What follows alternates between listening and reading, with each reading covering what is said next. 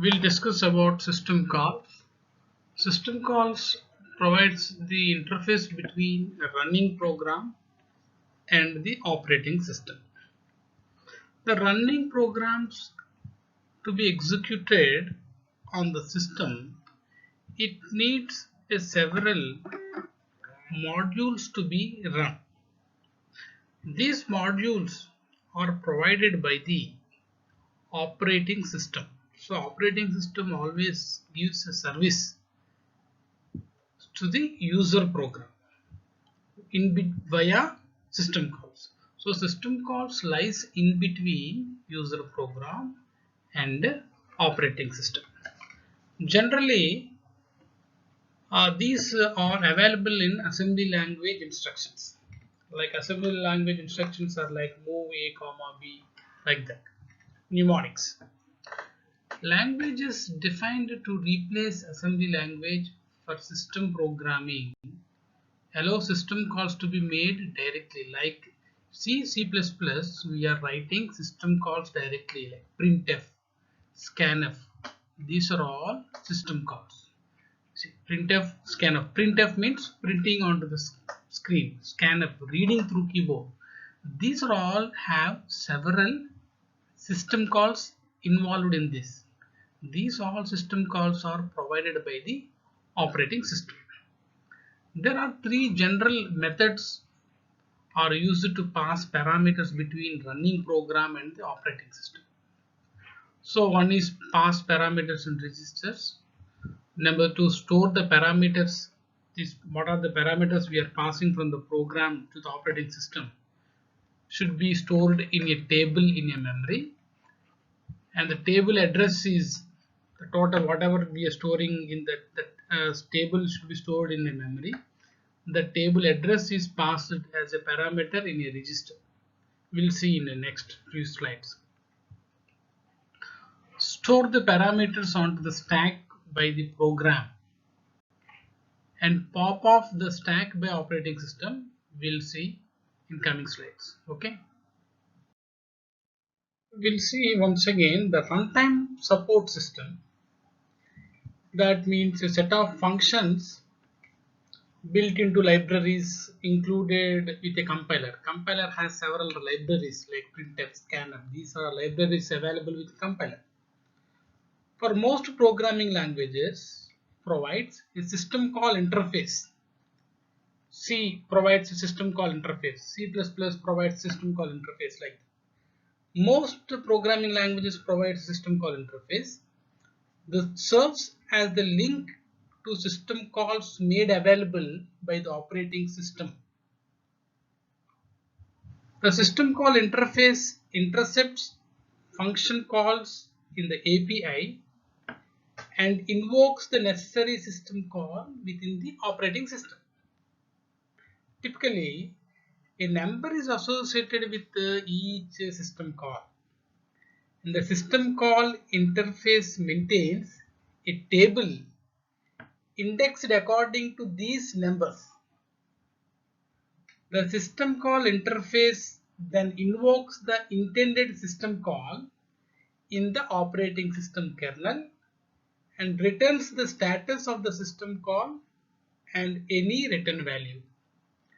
This will be done at runtime support systems.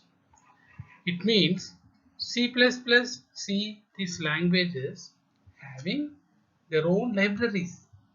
They support system call interface and they generate system call number that will be checked with the system call interface.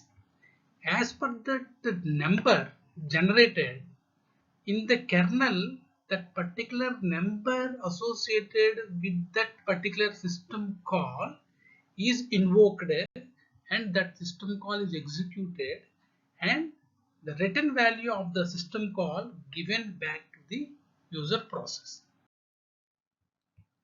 Next, user application. Now let us see this diagram.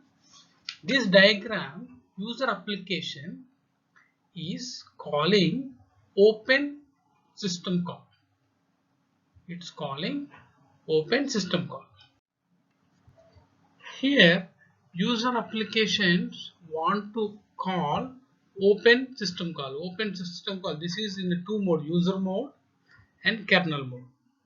This is a system call interface. This is in between user and the operating system.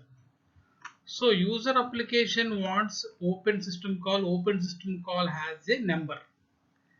This system call interface will maintain a index table. It looks this system call number, open system call number. Then based on this table, that system call is invoked and executed. This system call open is executed. After the open system call execution come over, then the result will be returned to the again user program through system call interface.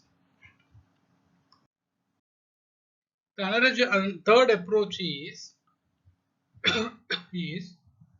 parameters also can be placed or pushed onto the stack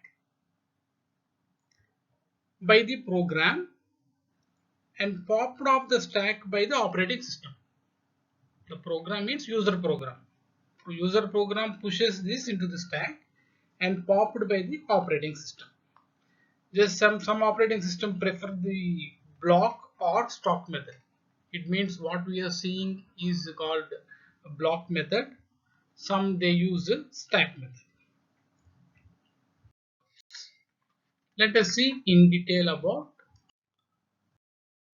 Whereas in a single system, only single process is loaded. MS-DOS operating system is an example of a single tasking system.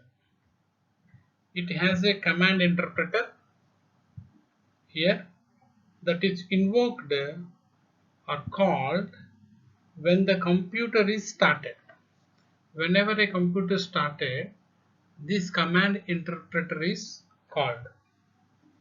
It has a command interpreter that is invoked when the computer is started. Because MS-DOS is a single tasking, it uses a single method to run a program and does not create a new process. Only single process has to be loaded. It loads the program into memory, writing over most of itself to giving the program as much memory as possible. As much memory as possible is given to the particular process. This is here, you see.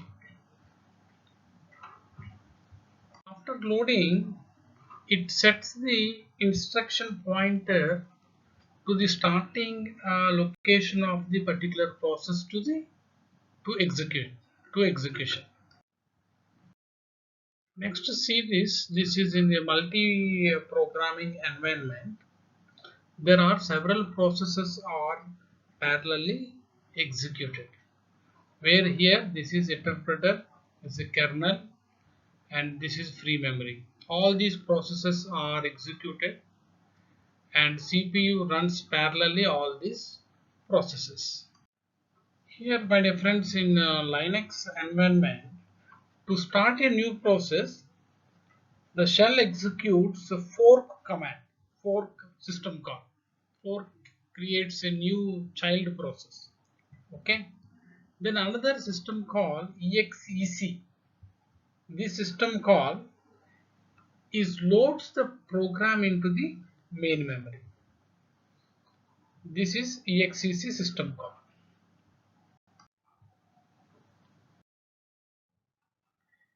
Now we'll see the communication methods.